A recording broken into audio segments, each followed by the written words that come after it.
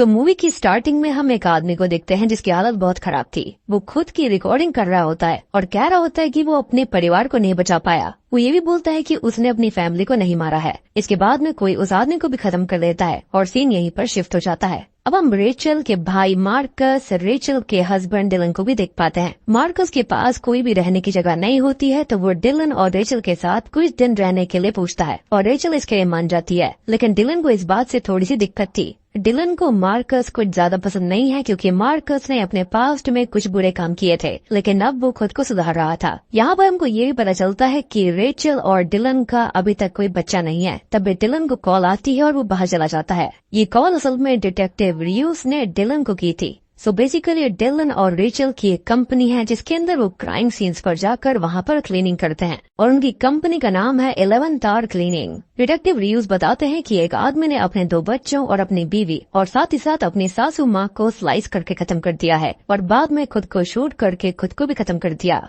अब यहाँ पर हॉलीडेज होते हैं और वीकेंड होने की वजह से सभी बिजी थे, तो डिलन हैना को कॉल करता है और वो इस काम के लिए मान जाती है। अंदर मार्कस और रेचल बातें कर रहे होते हैं और हमें उनकी बातों से ये पता चलता है कि उन दोनों की माँ ने उनसे ये बात छुपाई थी कि वो बीमार है और जब उनकी मॉम की मौत हुई तब मार्कस वहाँ पर नहीं था। खैर यहाँ पर डिलन आकर उन्हें उस क्राइम सीन की क्लीनिंग के बारे में बताता है और मेंबर्स कम होने की वजह से वो मार्कस को भी अपने साथ चलने के लिए कहता है। मार्कस डिलन से कीज लेकर वैन में सारा सामान लोड कर देता है। डिलन रेचल को कहता है कि बस हैना ही अवेलेबल थी और वो उसके साथ आ रही है। इसके बाद रेचल रेडी होने चली जाती है और डिलन जाकर वैन में बैठ जाता है। वो कहता है कि मार्कस बस आज के लिए उसके साथ जा रहा है और यहाँ रेचल रेडी होकर आ जाती है और रेचल डिलन से पूछती है कि क्या उसने मार्कस को बताया और मार्कस पूछता है क्या, तो बताता है कि हैना भी उनके साथ आ रही है। यहाँ पर हमको ये पता चलता है कि हैना और मार्कस का बहुत ही बुरा वाला ब्रेकअप हुआ था, लेकिन फिर भी मार्कस उनके साथ जाने के लिए मान जाता है। ऑब्वियस बात है, उसे कुछ न कुछ काम तो करना था। खैर वो तीनों ही क्राइम स्पॉट पर पहुंच जाते हैं और वहाँ पर हैना भी थी। वो मार्कस को वहाँ देखकर बहुत नाराज हो जाती है, लेकिन रेचल कहती है कि मार्कस उनके साथ बस आज के लिए है, तो हैना काम करने के लिए राजी हो जाती है। अब डिटेक्टिव रियूज उनको सारी बात बताकर वहाँ से निकल जाते हैं। वो चारों अंदर जाते हैं और वो 2-2 की टीम में बढ़ जाते हैं। लाइक डिलन और मार्कस एक रूम में जाते हैं और रेचल और हैना दूसरे रूम में, और वो हर तरफ खून ही खून को देखते हैं, यानी कि यहाँ पर बहुत ही गंदा वाला क्राइम हुआ था। अब डिलन और मार्कस वहाँ बिस्तर के पास एक सिंबल को देखते हैं और ये एक नॉर्डिक सिंबल है। वो वहाँ पर एक स्टोन को भी देखते हैं जिस पर भी वही सिंबल बना हुआ था। वो दोनों बाहर आ जाते हैं और मार्कस डिलन से पूछता है कि अगर उसके यहाँ पर रहने से उसे कोई दिक्कत हो रही है तो वो वहाँ से चला जाएगा। तो डिलन कहता है कि उसे मार्कस की हेल्प की जरूरत है और वो मार्कस को एक बकेट में पानी भरने को कहता है, यानी कि वो इस बात को इग्नोर कर रहा था। अब अंदर हैना और रेचल एक रूम में पहुँचती है और हैना ये कहती है कि वो मार्कस को और टॉलरेट नहीं कर सकती और ये आखिरी बार है जब वो मार्कस के साथ काम कर रही है। और ये बातें मार्कस बाहर से सुन लेता है। इसको सुनकर उसे काफी दुख पहुंचता है। अब मार्कस पानी की बकेट लेकर अंदर जा रहा होता है, लेकिन उसे कुछ आवाज सुनाई देती है। तभी वहाँ पर डिलन आता है और वो कहता है कि शायद कोई बिल्ली होगी। जिसके बाद वो दोनों अंदर आ जाते हैं और डिलन मार्कस को बताता है कि कैसे साफ सफाई करनी है और खुद बाकियों को देखने निकल जाता है।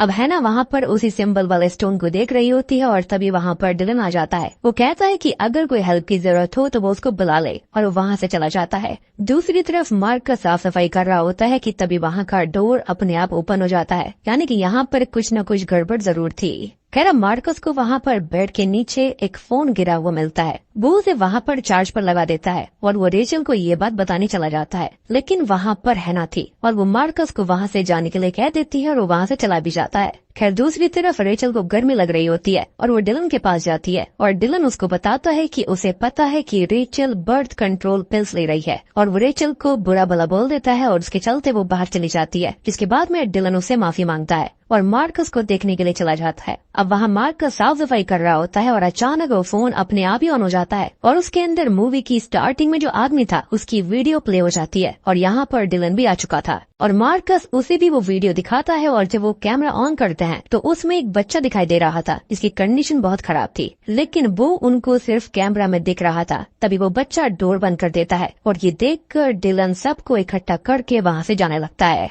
अब जैसे ही वो दरवाजे को ओपन करता है तो कोई फोर्स उसे अंदर की तरफ धक्का दे देती है और डोर खुद पे खुद ही बंद हो जाता है। वो सभी अब खिड़कियां भी खोलने की कोशिश करते हैं, लेकिन इसका कोई फायदा नहीं था और न ही उनको कोई बाहर से देख पा रहा था। यानी कि यहाँ पर सुपर नेचुरल चीजें होना शुरू हो गई थी। डिलन को ये लग रहा था कि शायद कोई पैनिक रूम के जैसा कुछ होगा। तब डिलन की नजर उसी सिंबल पर जाती है जो कि वॉल पर था। तो डिलन कहता है कि शायद ये कोई सैटानिक सिंबल है और इस फैमिली का खून नहीं हुआ है और शायद से इस फैमिली को सेक्रीफाइस किया गया था और शायद उस परिवार के हर एक मेंबर के पास एक एक पीस होगा। लेकिन उस डीमन से डरकर उन्होंने वो पीस छोड़ दिए होंगे और इसके चलते वो मारे गए होंगे। इसके बाद वो सभी कॉल करने की भी कोशिश करते हैं लेकिन वहाँ पर सिग्नल ही नहीं थे। तभी वहाँ पर किसी का फोन रिंग होता है और वो वही फोन था जो कि मार्कस को मिला था, लेकिन वो फोन उन्होंने वहीं पर गिरा दिया था। तो ये यहाँ पर कैसे आ गया? अब वो लोग ये सब सोच ही रहे थे, लेकिन जब डिलन कॉल को उठाता है तो उसमें से बहुत ही भयानक आवाज आती है और डिलन जल्दी से डिटेक्टिव रियूज को कॉल करता है। लेकिन डिटेक्टिव डिलन की आवाज नहीं सुन पा रहा था क्योंकि कोई और डिलन की आवाज में डिटेक्टिव से ये कह देता है कि सब कुछ ठीक है और वो कल दोपहर में उससे मिलेगा और फोन कट हो जाता है। यानी कि कोई शक थी या फिर वो डीमन इनको यहीं पर रोक कर रख रहा था।